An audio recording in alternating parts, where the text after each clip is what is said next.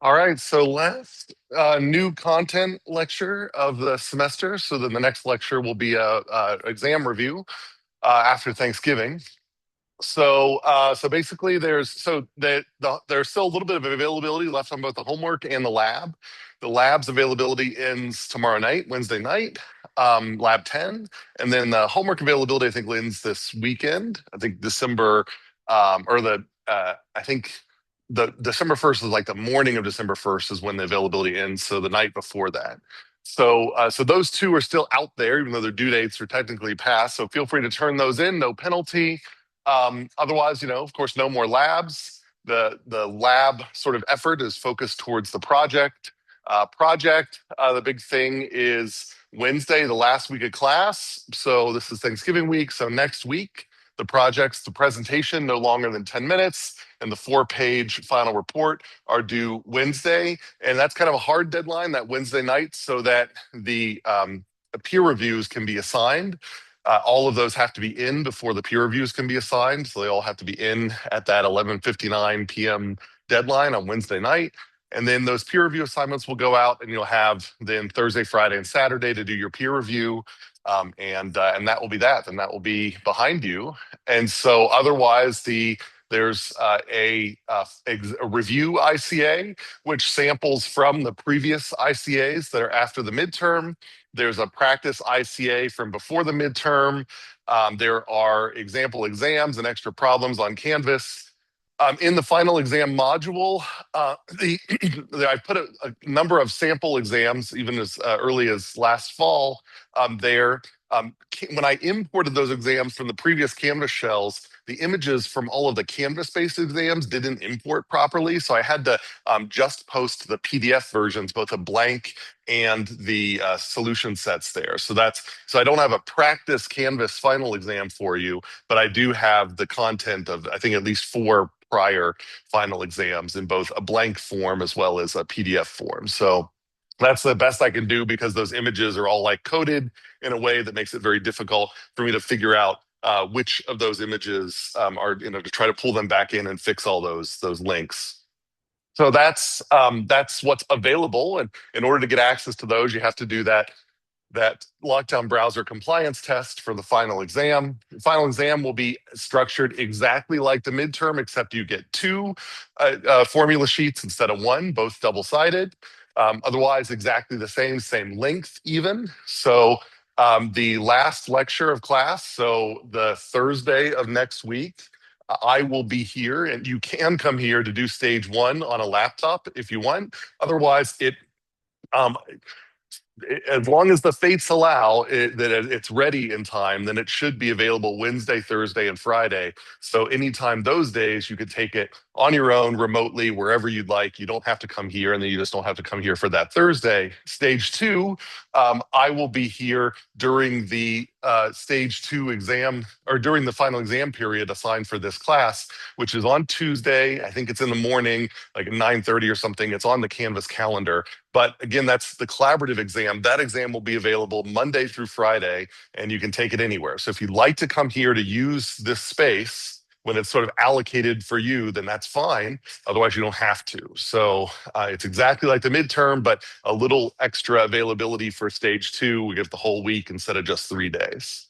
So that's the structure there. And we'll go over, details about the exam in the final exam review lecture on Tuesday after Thanksgiving. But any questions about the schedule? Okay, great. All right, so we've been talking about VRTs. I'm going to skip right into the new VRTs. I have to, because of Veterans Day, this is going to be a mashup of this lecture and the course wrap-up lecture. So the course wrap-up lecture goes over the other 2 VRTs from last time. So I'm going to just skip right to the new VRTs.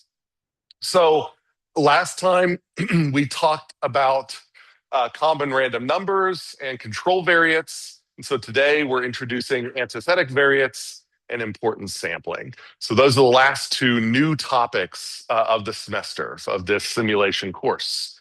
So like we talked about last time, CRNs, they're for relative performance estimation. So if I have 2 systems that I want to compare, And the inputs, if I don't lock them together, have their own variance. Then if I want to know what's the variance explained by the system type, then it would be nice if I didn't have variance of the inputs. And that's what common random numbers does, is it puts everybody, gives them the same inputs, so that any variance left over is due to differences in the system. And that allows you to magnify those differences in the system so that you can see even smaller differences with fewer number of samples. So the question we have then is, well, what if we're not doing relative performance estimation? What if we're trying to do absolute performance? Is there a similar trick that we can do that allows us to say, well, I have one sim model. I like to estimate the wait time for our customers, but I want to do it with fewer samples. So I'm not coupling one input to two different sims. I'm taking, is there something I can do to one sim's input to somehow reduce the variance in the input in a way that allows me to make these estimates with fewer replications? And that is going to lead into antithetic variates. So this is going to feel similar to common random numbers, but instead of using two models, we're only using one. So here's the general idea. So typically, so imagine these are replications of one sim. So I ran like 20 replications of this sim. And imagine that this is some output, which is like average wait time for customers in this replication. So every replication has 100, 200 customers. It might be, it varies, but then we take the average over all those customers, what their wait time experience is. And so for this replication, it's up here. For this replication, it's down here. So sometimes it's high, sometimes it's low. There is a true average, which is in between here. And so, of course, roughly half of the replications are going to be above that average, and roughly half are going to be below. And but if I look at the first 6 samples, the average is 8.7, even though the population average is 5. And so it's significantly higher if I only look at these first 6 samples. And that's because of these first 6 samples, 5 of the 6 just happen to by chance be above average. So we have this random sampling problem that over like 100 replications, we're going to get roughly 50 above average, 50 below average. But as you get a smaller and smaller grouping, then you don't get the nice divide there. So you can get like a bunch that are above average and not that many below average. And that is what makes us have to use lots of replications to help us guarantee that mixture there. So we're leveraging the law of large numbers in order to try to get a good estimate of this average here. So do we have to lean on the law of large numbers? Because we have the control of the random variables or the random numbers going into this system, is there something we can do to make it more likely that if we only do, say, these 6 replications, that roughly 3 will be above average and 3 will be below average? That's what we're going to try to do here with antithetic variates. So ideally, we would like something like this, where every replication is kind of switches from the previous replication. So if the previous replication was above average, the next replication will be below average. So remember that with common random numbers, what we tried to keep in common is like, we would say that we actually don't know if this customer set is going to be easy or if this customer set is going to be hard. But we know that there will be some, like this customer set will be an above average customer set or below average. And so we run them both into the same sims. And then regardless if they're hard or easy, they both get the same experience. So similarly, we're not going to know when we start a replication whether the customers that are going to be generated for that replication are going to be difficult customers or not. But wouldn't it be nice to be able to say, regardless of what things are now, we're going to get the opposite case in the next replication? That's what we're going to try to set up with our common random numbers. This sort of back and forth where we generate a fresh set of customers and then we generate the kind of anti-version of the customers, the kind of like, it's if we think of like Stranger Things, it's like the upside down customers. And so we're constantly going back and forth between the customer you draw and the opposite version of them. That's what we're going to try to get in these antithetic variates. So how do we do that in a computer? Well, so what we're going to do is, like I said, we're going to create pairs of replicates. We're going to create the odd replicate, which will be the new draw, and the even replicate, which will be that upside down version of the first draw. And we're going to average those two together. So this is going to be, every replicate is going to be a pair of replicates, and we're actually going to care about the average of those two replicates together. That becomes our true replicate there. That becomes our antithetic variate that we care about there. So imagine the mean of this thing. Well, the mean of this thing, you do a little probability, is the mean of the output. So it is an unbiased estimator of the output. So it is the combination of two replications, but because of how it's formed, if I take the mean of this formula, it's the same thing as taking the mean of any one output. So unbiased, that's great. But what's the variance of this thing? Well, the variance of this thing, if you do a little probability math, is this expression here. And so this expression here, the numerator here shows you've got the variance of the first replication of the pair plus the variance of the second replication in the pair plus 2 times this covariance of the two replications here. And the idea here is we want to try to introduce a correlation between the first replication and the upside down replication that happens afterwards so that we reduce the variance. In common random numbers, we wanted that correlation to be positive because we're taking the difference between replications across two models, then that minus ends up creating an expression like this, where to get less variance, you have more correlation. Here, it's the opposite of that. Here, we actually want the correlation to be negative. We want this covariance to be negative here. So if A is above average, we want B to be below average. And if we can get that frequently, then we can squeeze the variance of this thing down to make it smaller and smaller. And so that's the basic idea behind common random numbers, is create a negative correlation in adjacent pairs and hopefully get this to happen. Now, I haven't told you how we're going to get that negative correlation yet. That's the next step, but this is the motivation for what we're doing next.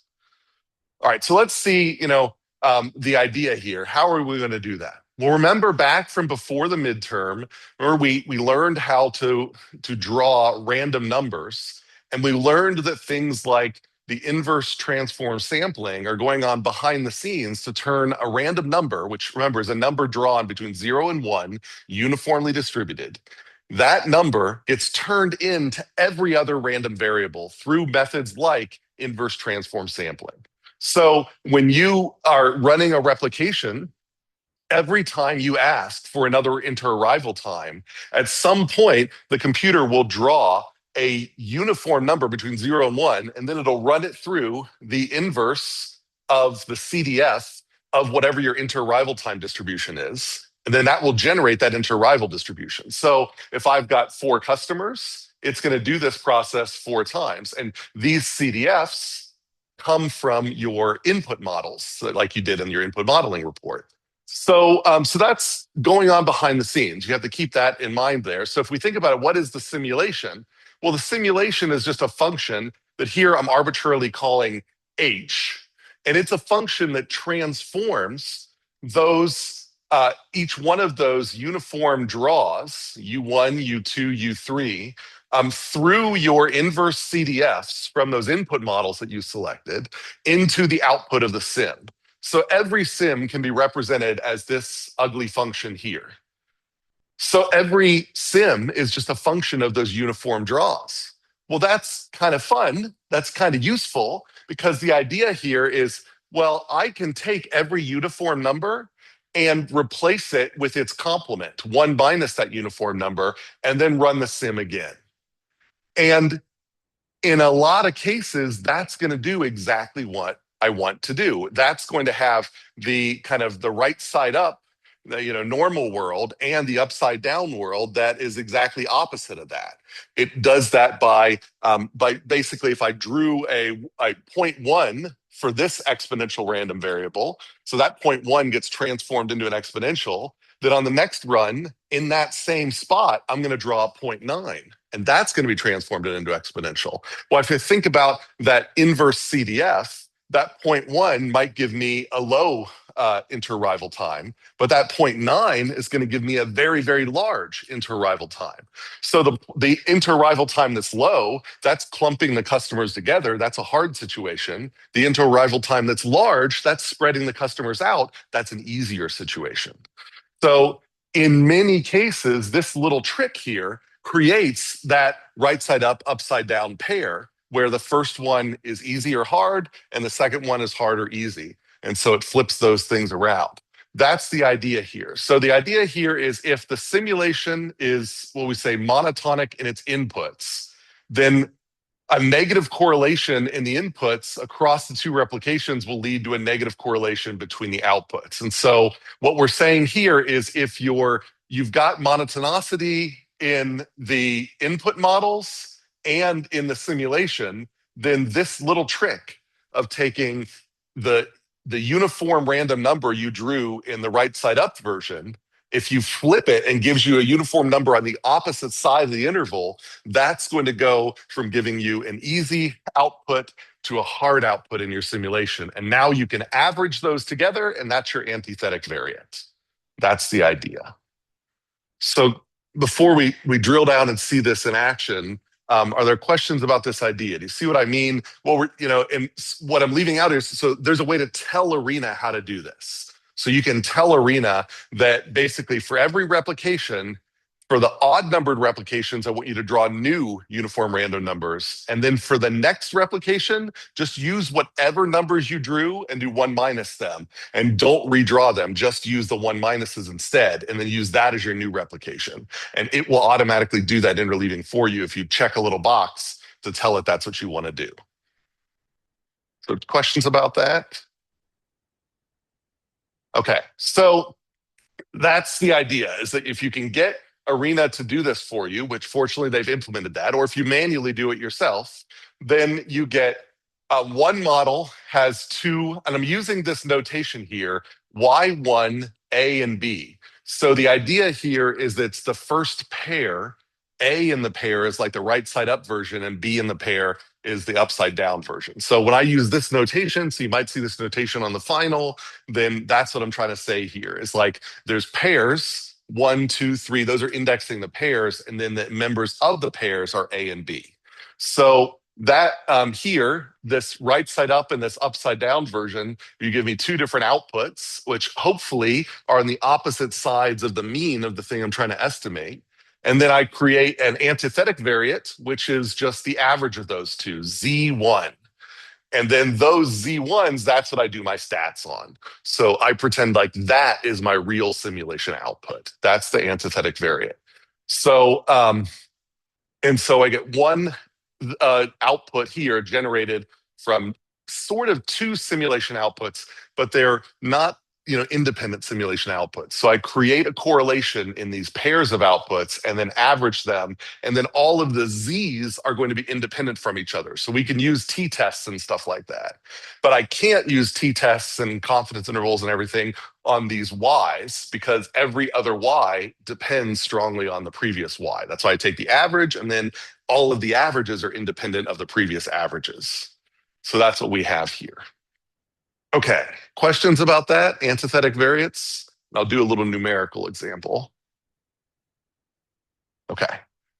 So in the book, this is how they plot that out. So here's an example where we've got a bunch of replications, and this is without antithetic variates turned on. So now they've just arbitrarily paired replication 1 with replication 2 and taken an average. And so that's what you see here. You see that the replication 1, I think, all the odd replications are the filled circles. All the even replications are the open circles. And so you can see they're the ones that are connected with vertical lines. That's the pairing. And then they take the average within that vertical line. And that's the big black bolded bar here. And you can see that, it's roughly in between that. And it has a certain amount of variation in it. Now, when they turn on the antithetic variates, so the open circles are this upside down version of the closed circles, then that average, that black bar, it gets narrower. So I'll go back, it's a little thicker there, and here it's a little thinner.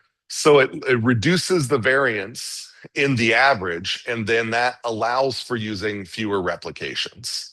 It also allows for using, you almost get like drawing a random number is kind of costly because you have to go through this ugly PRNG, this ugly pseudo random number generator. And rather than drawing a fresh random draw, that pair, all of those even replications, they're just one minus the things you already drew. So you have to keep them in memory and to remember all of those. But it might save you a little bit of time in your sim. Like, so you kind of get the second replication for a much cheaper than the first. That's another thing to keep in mind when you're running these. So here's a little numerical version of that I built in MATLAB to sort of show you maybe the power of this that maybe is a little clearer than the kind of squiggles there in the book. So simple example, I've got this input, I've got this X value that is a random number between 0 and 1. So I know the expected value is a half. And then I am going to run that random number in through my simulation, which in this case is just the exponential function. So it's not a real simulation. It's just running these inputs, which are kind of like your inputs, kind of like your random customers, in through a sim, and you get an output. And I want to know what is the expected value of my output. So you can do this, the math here. So I could just do the expected value of the exponential under this uniform distribution, and I would expect to get this value out here. What if I do it with sampling, with simulation? So for 1,000 independent replications, I draw 1,000 random numbers. I run each one of them through the exponential. I get 1,000 samples of an exponential. So then I do the mean of those samples and the standard error of the mean of those samples. I get this number and this number, which is close to my expectation. But now, instead, what if I do 500 antithetic variates? And so now, instead of drawing 1,000 independent replications, I'm going to do 500 independent replications. And so I draw 500 numbers between 0 and 1, generate another set of numbers, which is the complement of that. So now these are still numbers between 0 and 1, but they're just on the other side of the 0-1 interval from the independent numbers that I drew. And then I generate 500 of these antithetic variates, which are just the average of the exponential after I go through this sample and this sample. And then I calculate the mean and standard error of the mean of that antithetic variate. And I get this 1.71, which is closer to the real value, and a much smaller standard error of the mean. So I've only done 500 independent variations. So these are a little cheaper to calculate. And I get a much, much smaller variance. And so I get a much tighter confidence interval. So that's the power of these antithetic variates. Any questions about that? It's a way of doing absolute estimation as opposed to relative estimation. I'm not comparing two sims. I'm using one sim, but I'm slicing it up into these right side up, upside down versions to create this less variance. Okay. So how do you do that in Arena? So again, it's this seeds element. So you have to bring in the elements panel, which isn't loaded by default. So you have to right click and say attach panel. And then once you bring that in, you can drag the seeds in. You can adjust then your random number streams. So I can add a random number stream. I can give it an identifier, like inter-arrival time stream. I don't have to specify a seed value, but I do have to, under initialize option, I need to select antithetic. So it's right there in Arena. They're talking about the same thing we're talking about. And what that will do is it ensures that every odd replication is followed by an even replication that uses these antithetic variates. And so it's not going to do the averaging for you. It's now just going to give you a string of replications that have this. So if you generate 100 replications, you're going to need to look at your per replication summaries. And then from those per replication summaries, you can then do this trick where you're going to average the pairs up, then creating your antithetic variates with your lower variance. But it just makes sure that the even and odd ones are created like this. Okay. And then what do you do with that? Then say in a create block, you can say, well, you have to use an expression in order to get access to this. And then you say, well, if I want to do an exponential, whatever random number generator you want, you can choose here. It could be exponential, it could be gamma, it could be log normal, whatever it is. You can drop that in there. Its normal, its usual parameters go first, and then it has this optional parameter at the very end, which is the name of that new stream that you created in the seeds element. You drop that thing in, and it will use the antithetic variates for that one. And so then that ensures that this is the case. If you were to instead of naming this in the as interrival time stream, if you instead use the identifier 10, the default stream there, then it will do this for all random number generators in your model without you making any modifications to them. So 10 is the default for all the random number generators. So if you make 10 antithetic or you make 10 common, then it will just do it across all of them without you having to change any of your sim.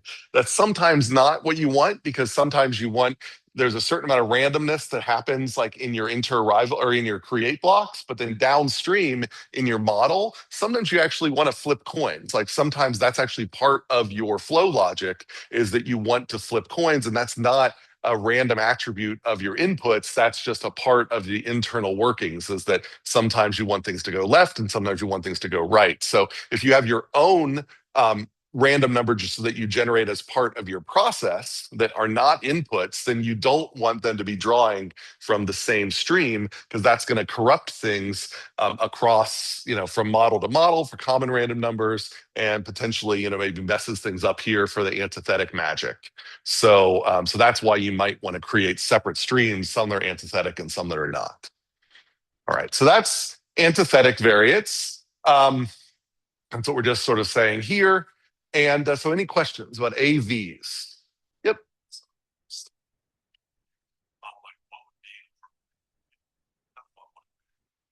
So what's always appropriate to, so antithetic variates are always used for absolute performance estimation. So one model, and I want to say from that model, what is the average wait time? So this is different than relative performance estimation, where you're saying, I don't actually care if these are calibrated that well, but I just want to say I've got my single piece flow versus, I've got my assembly line models, and I've got my as is model, and I've got my model that I'm proposing, and I want to see which one performs better.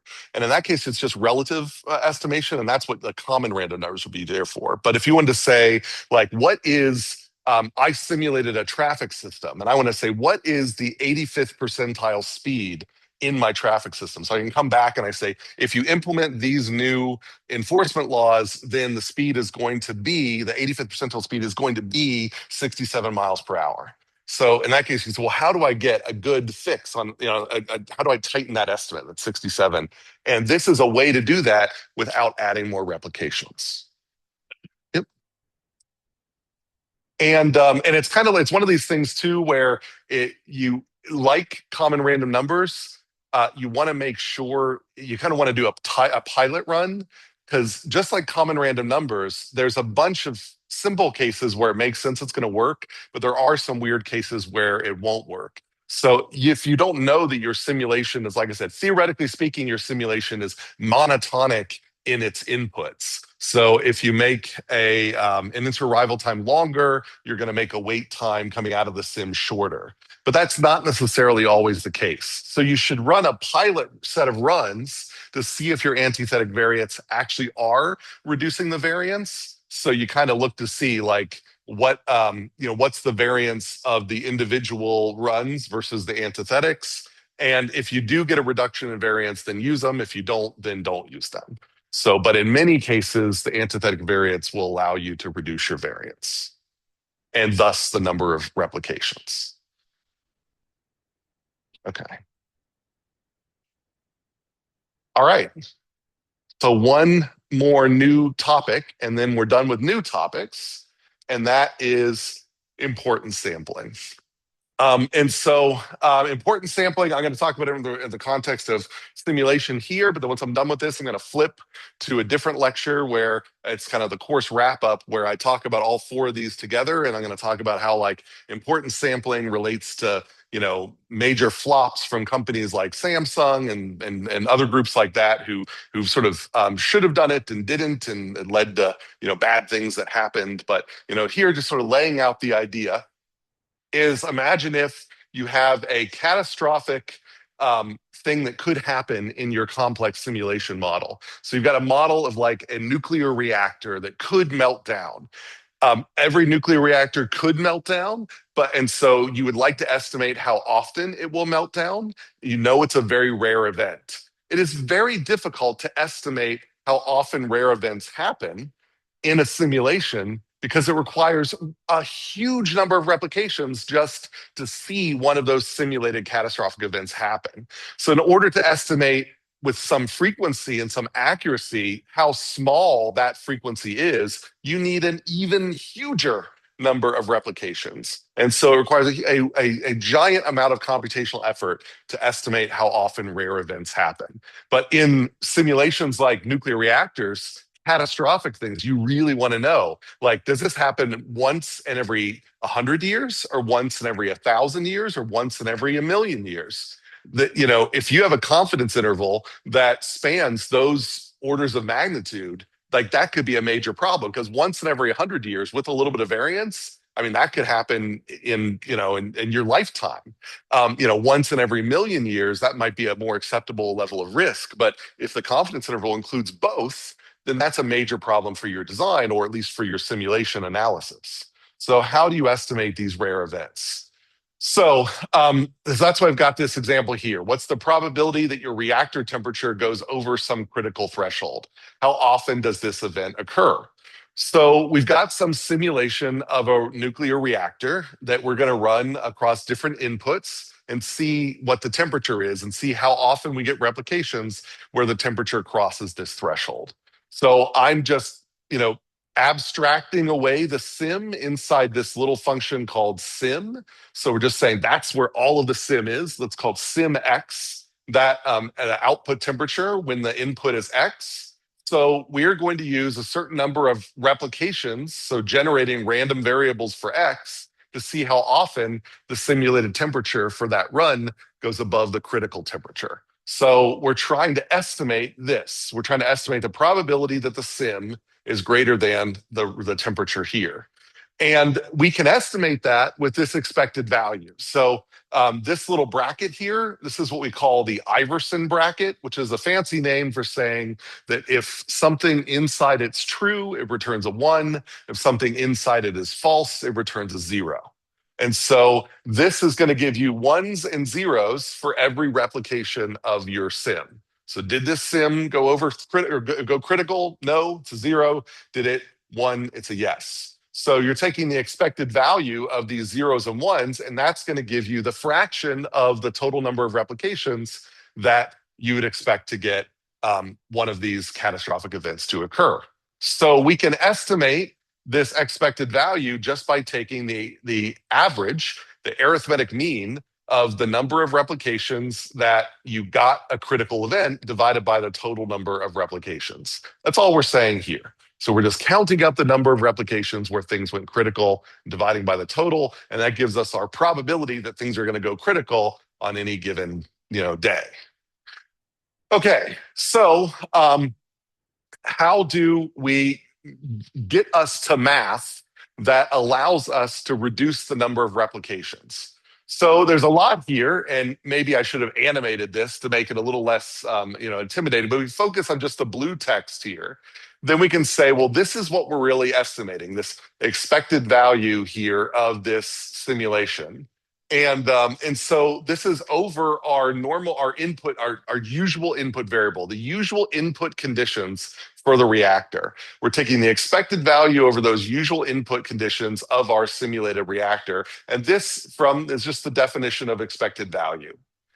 Now, let's just say I create, so remember, I've got an input model. This is the input model that's like, it's like any input model. It's like it's the temperature of the day. It's the number it's the power demand. It's being drawn from the reactor. It's, all of these inputs that would go into the simulation, the variance that we have distributions of ahead of time. And then we run those into the reactor and we see how the reactor responds to those distributions, just like any other simulation you've done this semester. And so those all have distributions. Those are the input models that you fit.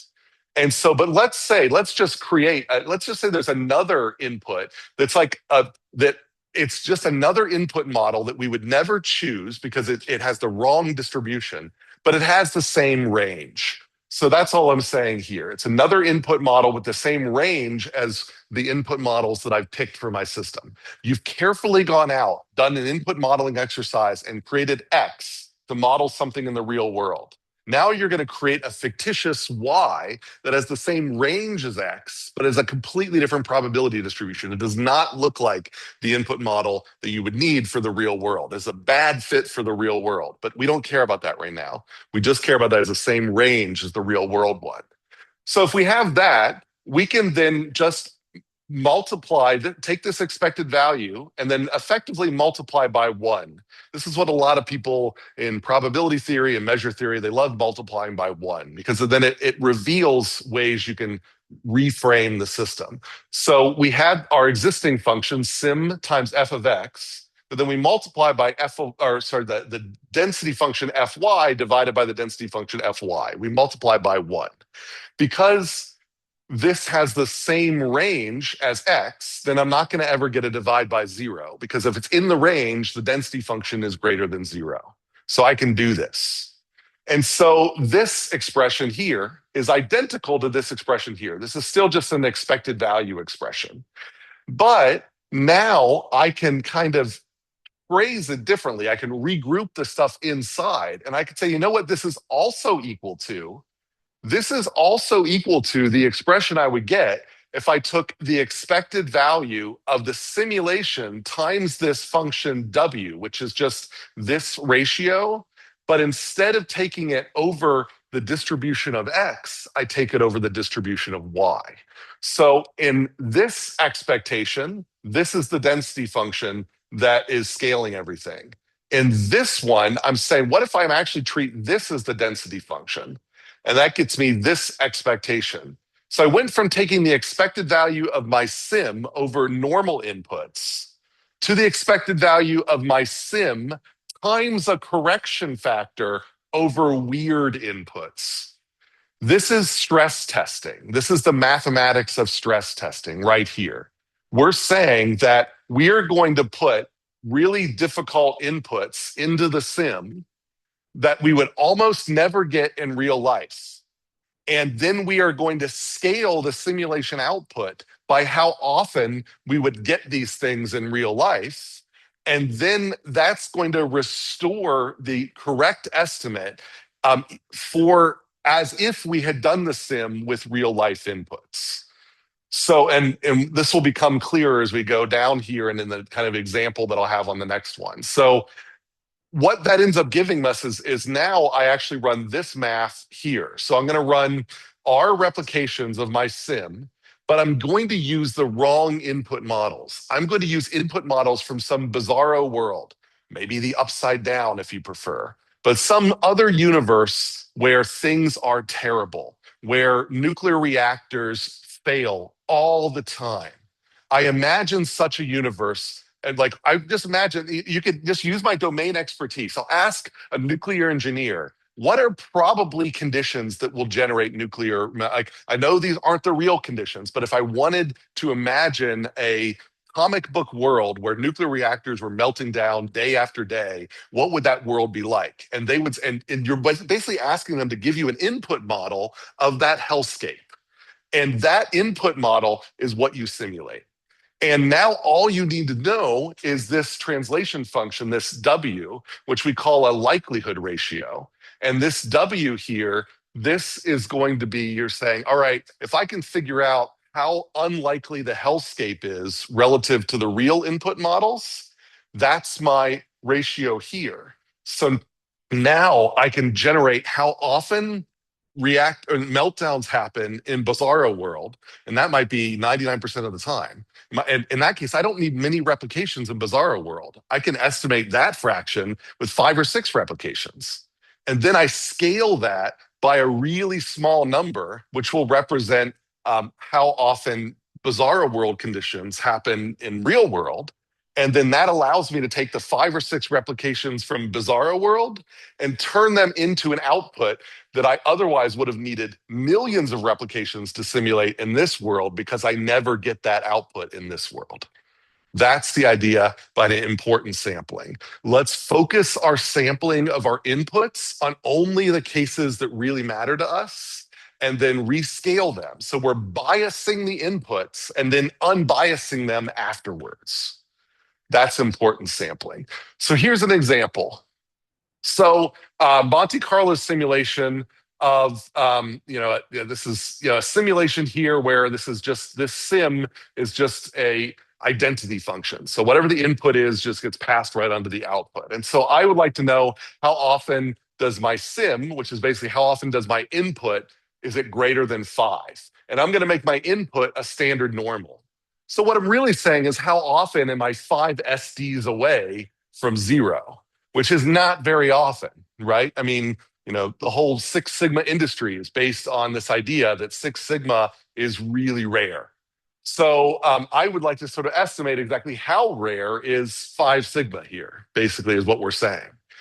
And so I can calculate this. I just happen to know the ground truth here. I can take the norm CDF. So that's the CDF for the normal distribution. I can evaluate it at 5 SDs away from 0. And then I've got this 1 minus, and that gives me, sorry, I'm just trying to switch back to the other one. There we go. And then that gives me this really small probability. So this is what the ground truth probability is. Notice how many zeros are in front of that decimal place, e to the minus 7. This is extremely small in terms of probability. So I run 10 million replications. I draw 10 million standard normal outputs. And I draw 10 million of them. And I ask, how many of those 10 million are greater than 5, greater than or equal to 5? And what MATLAB gives me a mean of this. So this is going to give me a bunch of outputs that are zeros or ones. And the mean of that vector, that's zeros and ones, is exactly 0. It's not 0.0000, it's exactly 0. It estimates it to happen 0% of the time. Why is it exactly 0? Why doesn't it give me a little bit of a fraction there? I ran 10 million of these replications. I took a mean of those 10 million outputs, which was either 0, 1, and MATLAB gave me exactly 0 out. Why? Where did it exactly come from? Why don't we get any little bit of an output there? It's sort of a trick question, not a trick question. I think it's easier than you think. What does that tell you about those 10 million runs? How many failures happened? And how many extreme events happened in those 10 million runs? None. That's right. The only way MATLAB's mean function is going to give you exactly 0. 0, not as a real number, but 0 as like an integer, 0, 0, none, is if out of those 10 million replications, this never happened. So imagine if that was a real simulation where every run took, 5 seconds. That doesn't seem like that long of a run, but you run 10 million of those runs. And if you're trying to estimate how often this meltdown happens, then even after 50 million seconds of compute time, you still can't actually estimate how often it happens. So that's a problem. So that's why we're going to use importance sampling instead. So what do we do instead? Well, what we're going to say is that I'm going to bias my input now. So before my input was a standard normal from 0 to 1. So rather it was centered on 0, had a standard deviation and a variance of 1. And I'm going to just imagine a bizarro world where these inputs, so again, you can imagine these are inter-rival times. Like you can imagine this is like an inter-rival distribution where everybody's spaced like 30 seconds apart. And this is like a bizarro world where everybody arrives like 2 seconds after the next one. So it's like constantly you've got customers that are just pouring in the door. So it's that very rare case. You're just going to focus on only simulating those rare cases. And so now our inputs, we're just going to center that normal at 5.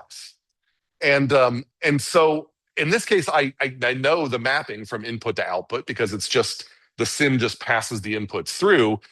And so in most cases, you don't quite know exactly what, but you know how to make things worse. And so just like the inter-rival times, how do I make things worse for a queuing model? Just make things arrive really fast.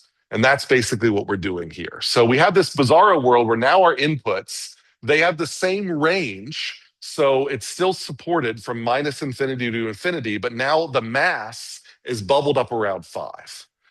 So in this case, I now can calculate this likelihood ratio. And that likelihood ratio is just going to be the density of my input model from my real world divided by the density of my input model from my Bizarro world.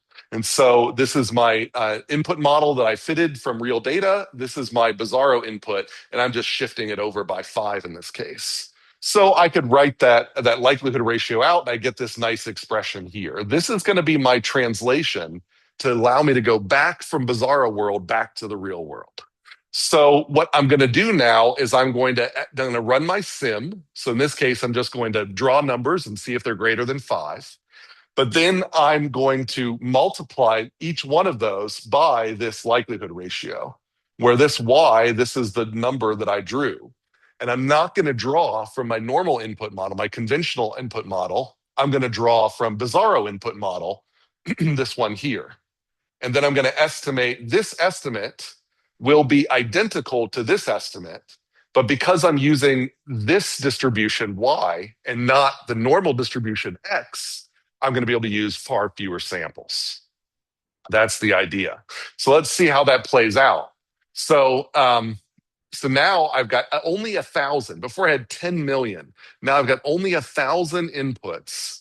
I'm going to draw them from this is a standard normal, then shift it over by 5.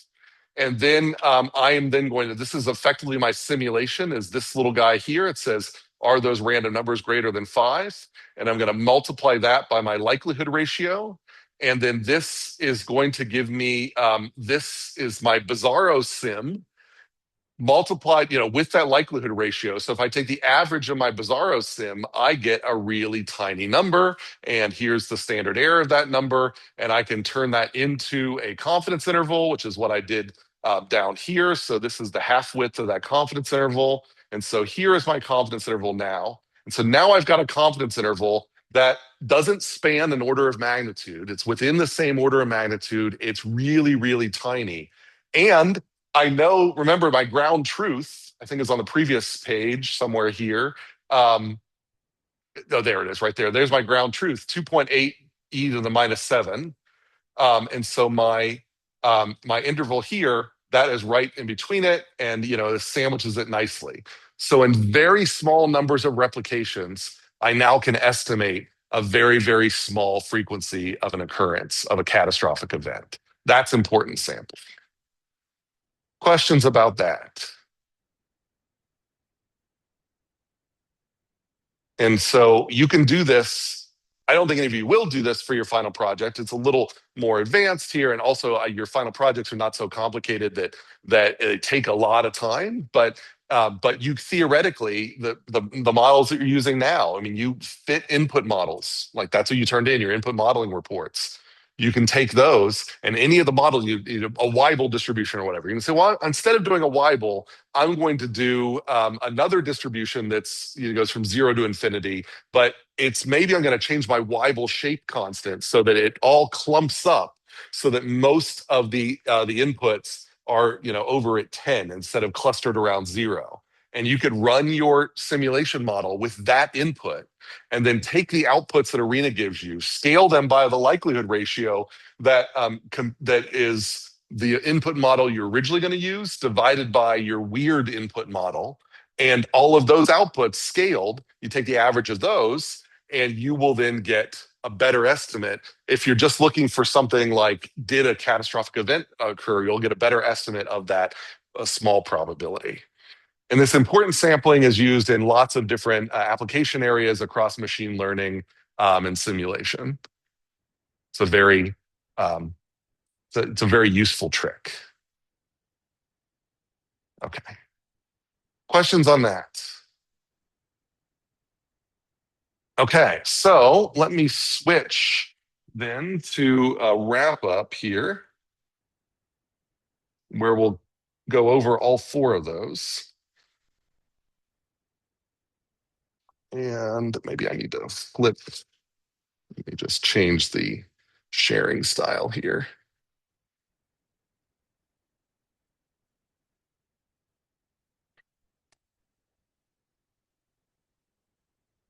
And then go over.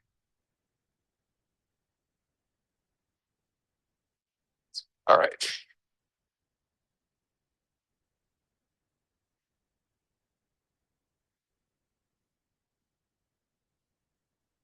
Okay, good. Okay, so because of Veterans Day, then we had to skip one lecture day, so usually I get these spaced out. But so normally this would be the last kind of course lecture, so all the sort of standard stuff there. This does remind me, though, that course evaluations are open. So if you're interested in submitting evaluations, then go ahead and do that there. Um, I'm going to skip that for now and say, we've been talking about variance reduction.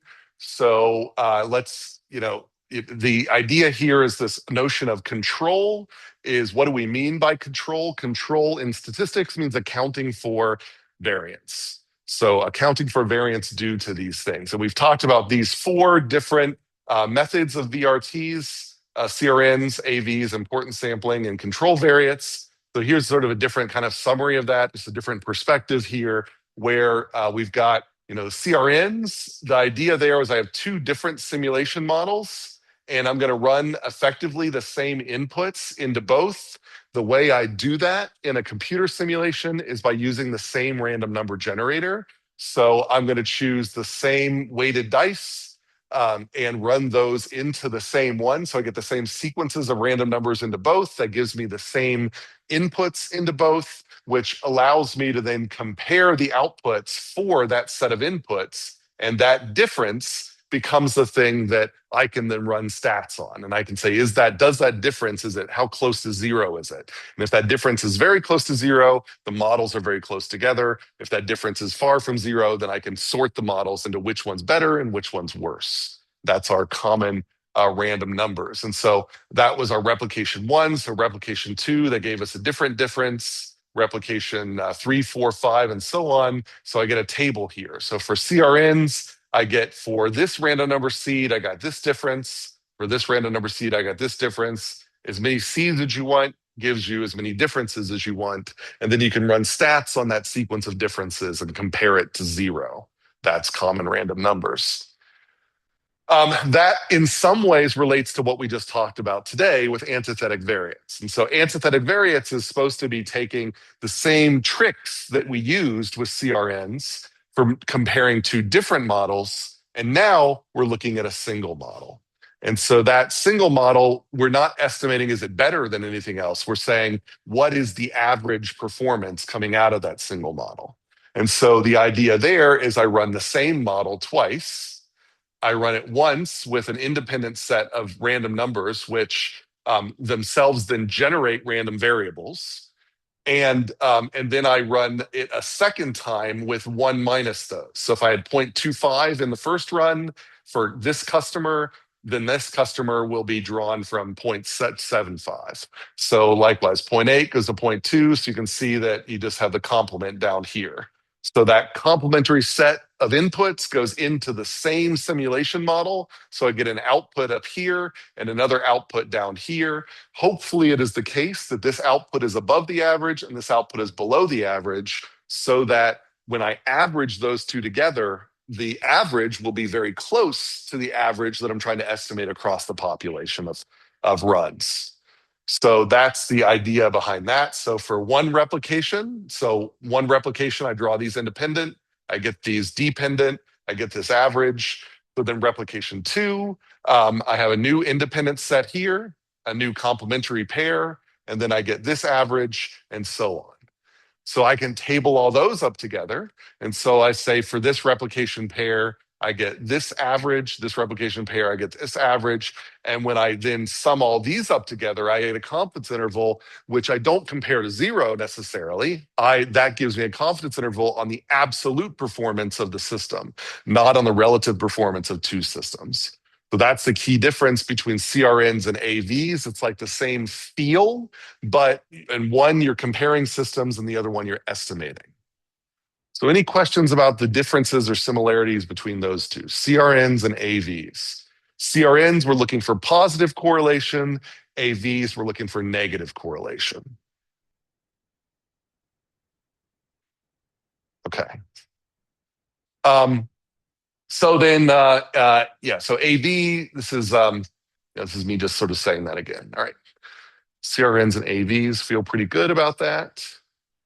And then the other ones, which are a little bit more, a little harder here, is these two new ones: importance sampling and control variates. So, like I said, when you're engineering, one of the things that you're going to find when you start building products is your products will fail. That is, it's going to happen, and it is our job to bring failures into an acceptable range. That's the whole notion behind things like Six Sigma.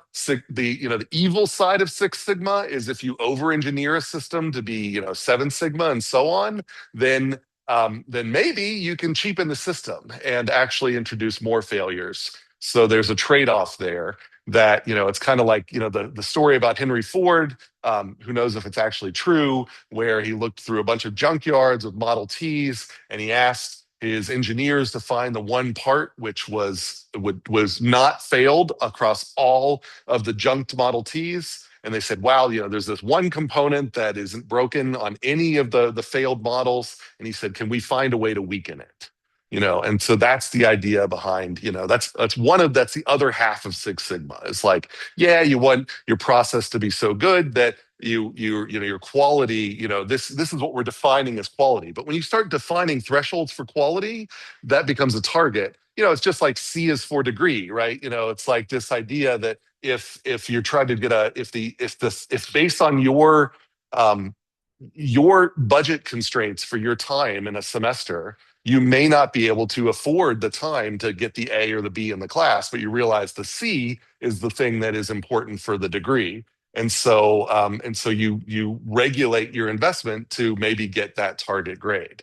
And so that's the idea there, is it's not necessarily a bad thing. It's not a judgment call. It's just like that's what happens when we set these thresholds. But anyways, the failure is going to happen. And so how do we estimate the rates of failures when the failure rate's already going to be so small?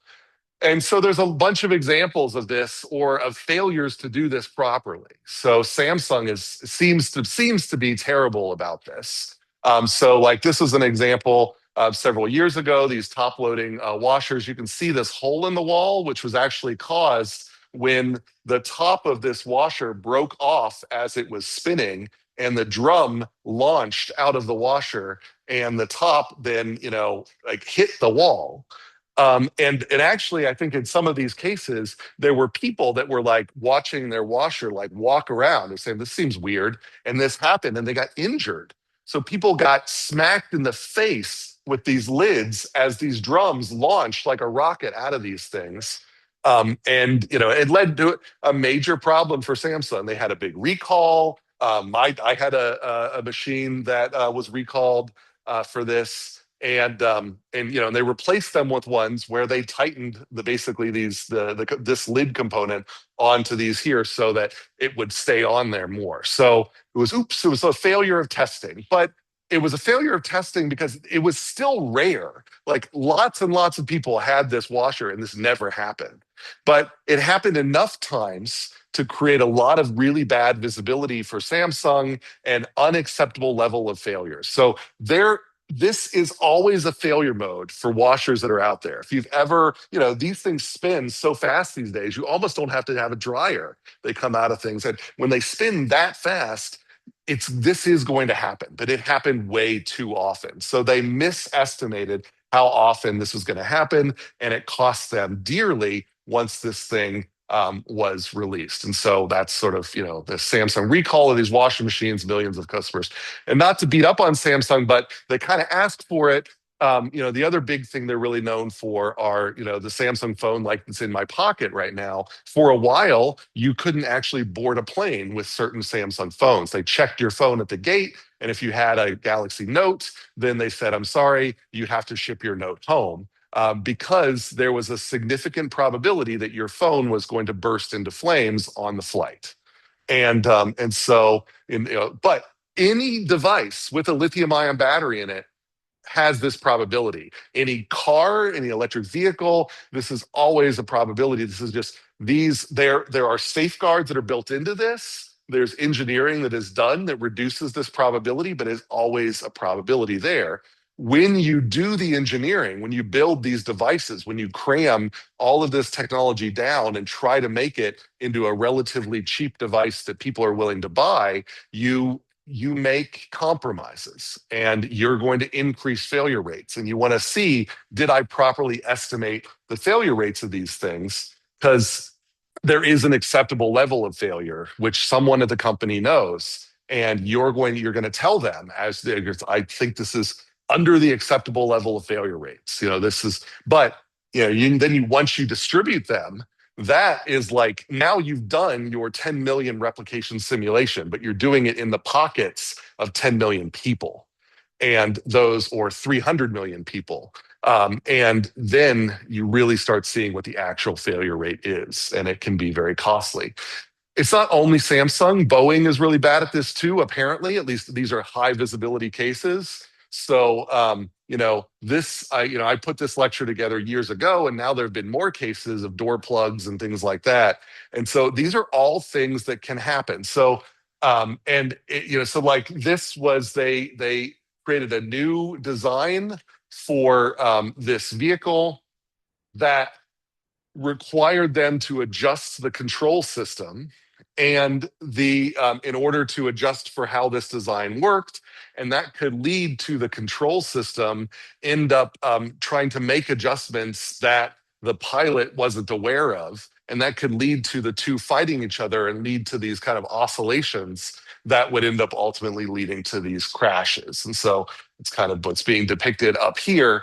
And interestingly enough, they actually had simulation that showed that this was going to happen. So there were simulation engineers that were in flight simulators where this failure mode occurred, where they had to fight it back and forth. And they actually radioed these failures up the chain, and they were ignored because up the chain, they were under the impression that this was so rare that they didn't have to worry about it. And it led to this. And so getting these failure probabilities right is really important when we engineer. Rare events are important, and estimating the frequency of these catastrophic events, ideally you want to do in sim, so it's not 100 million people being your test cases and seeing what fraction of their pockets explode. That's hopefully not the way you're estimating failure rate. So how do we trust our estimates in our sims without huge numbers of replications? And that's important sampling. And so the idea here is you have an input model. So this could be a demand model or something like that. So this might be that, this has happened to be centered at 0 for convenience, but imagine that this is how many refrigerators someone comes in the door and asks for. Well, you could say, well, I want to see how often am I completely deplete my inventory of this thing? And you say, well, normally people don't ask for that many. But there are these rare cases where someone comes in and depletes our inventory in one order. But it happens really rarely. But we want to prepare for that and to see how the system could respond to those cases. So rather than simulating a normal set of demands, maybe we can bias that so that we have these kind of loaded dice so that almost every replication comes up with these problematic people who come in the door and want to buy our whole inventory every day. And so how often does that break us after they do that? How often does it take weeks for us to replenish our inventory or something? I'm thinking along those lines. And so importance sampling then says we do this stress testing, and it gives us a way through likelihood ratios to then take the whatever we find during the stress testing and convert it back into a result as if we didn't do the stress testing, as if we just waited for it to happen under normal conditions. That's the idea behind that importance sampling. So we're going to run, under normal cases, we have normal inputs, we get performance measures, and very rarely do we see performance measures that end up failing, like having, and so nearly every output is typical. So instead, we create, inter-arrival times, which are really, really small, for example, pathological ones. And then that generates a frequent number of outputs, which are beyond our performance limits, which are these catastrophic events. And now we can estimate how often those things happen. And if we know how weird these inputs are, we'll know how often these outputs will happen. And we'll be able to rescale the outputs to figure out how frequently these outputs would occur in the real world. That's the idea behind importance sampling. So you get a table of, you have your replications, here are your outputs. Is it interesting or not? Is this, is this too large or too small? And then you multiply the ones and zeros by the likelihood ratio, and then you take the estimate of this column here. And then the estimate of this column, the average of this column, will be the frequency of ones if we did it under normal conditions as opposed to the bizarro conditions. That's the idea behind importance sampling. So, questions about importance sampling? All right, then the last thing from this unit, control variates. So the picture with control variates is you not only have your inputs, so you kind of have two inputs going into the system. So you have your main inputs, like the difference between customers from day to day, but then you have another source of randomness. So it's like the temperature of the day. And those things, if you can measure that common input going into both of these, then you can subtract off its effect on the variance coming out of these. And that's kind of what this cartoon will talk about here. And I'm just going to kind of rush through this because this was last time anyway. But if I get to the math here, then what I'm trying to summarize here is that if you know you have some input that varies from replication to replication, and you know its average, then if you know how weird this noisy input, this disturbance is, you can subtract off its effect from the output so that you can be left with only the variance that you care about. That's, again, controlling for things. And that's our expression for control variate, the output we care about, the noisy input that we don't care about, its mean, and some factor that we scale in order to maximize this control variate effect. We have this expression, and I'll get to this table here. So if you step through these slides, then you'll get kind of interpretations here. So, we've got our replications, we've got our inputs, we've got our outputs, we've got our control variate here that is using the input and its own average in order to create a new output that will have less variance than the output we're trying to estimate. And then that ends up allowing us to create, we've got the confidence interval from this output includes zeros, so we don't know anything about it, but the confidence interval here is much tighter, doesn't include zero, and it allows us to make our inference. And so we've shrunk that down, all by subtracting off information about an input that we didn't care about that was adding variance to the output. That's control variates. All right. Well, I don't want to, I just wanted to get through that summary. That's kind of all I've got here. I'll do one clicker here. And then if you have questions, then feel free to come up after. I don't want to keep you too long before the big Thanksgiving event here. So I'm going to turn up the clicker. And so the question is, now that we've seen all four of those next to each other, then I can find, there it is.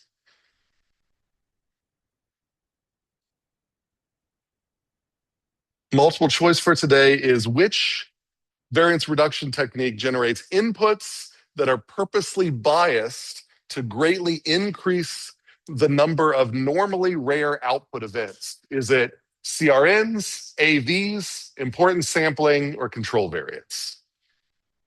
And that's it. The next lecture will be a review lecture, and then your final projects are due the day after that. Again, the peer evalu or the student evaluations are out, so take a look at those, and have a nice Thanksgiving.